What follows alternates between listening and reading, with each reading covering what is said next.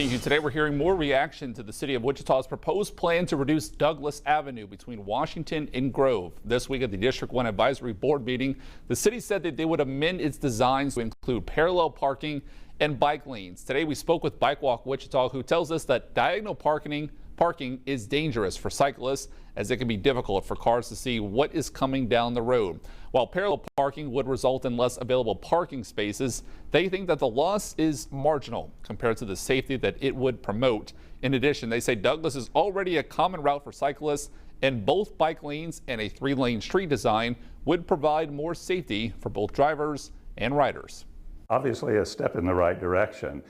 We haven't seen what the actual design will be, and we're looking forward to seeing that. When a downtown street is safer, then more people will come downtown. There'll be more shopping, there'll be more dining, they'll spend more time down there, which is obviously good for the businesses.